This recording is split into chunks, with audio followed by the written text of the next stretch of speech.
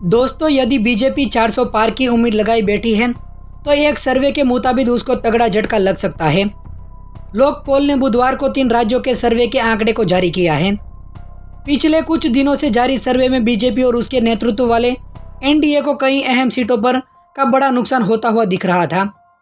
पिछले करीब एक हफ्ते से अब तक जारी किए गए 15 राज्यों और उत्तर पूर्व के आंकलन के बीजेपी को बहुमत भी नहीं मिलता दिख रहा है। वो भी तब जब उत्तर प्रदेश, बिहार, गुजरात, राजस्थान, मध्य प्रदेश, कर्नाटक, हरियाणा, पश्चिम बंगाल और महाराष्ट्र जैसे राज्यों के सर्वे के आंकड़े जारी किए गए हैं। लोक पोल सर्वे के अनुसार अब तक जारी किए गए सर्वे के अनुसार बीजेपी को 250 से भी कम सीटें मिलती दिखाई दे रही है। हालांकि अभी भी छत्तीसगढ़, उत्तराखंड, झारखंड, आंध्र प्रदेश, पंजाब, गोवा, दिल्ली, जम्मू कश्मीर, लद्दाख जैसे राज्यों और केंद्र शासित प्रदेश के सर्वे के आंकड़े जारी नहीं किए गए हैं। लोक पोल सर्वे में दावा किया गया है कि हर लोकसभा क्षेत्र में 1350 लोगों का सैंपल साइज लिया गया है।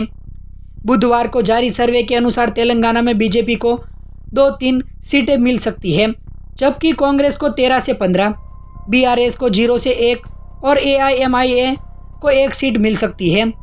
2019 के चुनाव में टीआरएस ने 9, बीजेपी ने 4 और कांग्रेस ने 3, एआईएमआईएम ने 1 सीट जीती थी। लोक पोल के अनुसार हिमाचल में बीजेपी के नेतृत्व वाले एनडीए को 2-3 सीटें और इंडिया गठबंधन को 1-2 सीटें मिल सकती है। 2019 में बीजेपी ने यहां से सभी 4 सीटें जीती थी।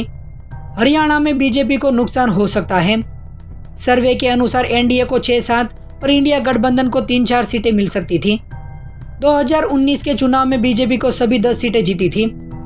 इससे पहले जारी की गए लोक पोल के सर्वे के अनुसार मध्य प्रदेश में बीजेपी को 25-26 सीटें मिल सकती हैं, जबकि कांग्रेस को 3-4 सीटें मिलने की संभावनाएं हैं।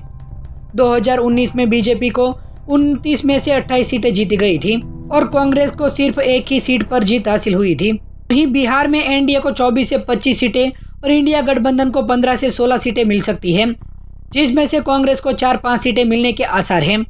यदि ऐसा ही परिणाम आता है तो बीजेपी को 2019 के मुकाबले बड़ा नुकसान भी होगा, क्योंकि पिछले चुनाव में उसने 39 सीटें जीती थी और कांग्रेस को सिर्फ 1 सीट पर जीत मिली थी। उत्तर प्रदेश में एनडीए को 68-69, इंडिया गठबंधन को 8-10 सीटें और बीएसपी को 3-4 सीटें मिल सकती हैं। 2019 के चुनाव में बीजेपी वाले एनडीए को 64 सीटें जीती थी, बीएसपी ने 10 और समाजवादी पार्टी ने 5 सीटें जीती थी।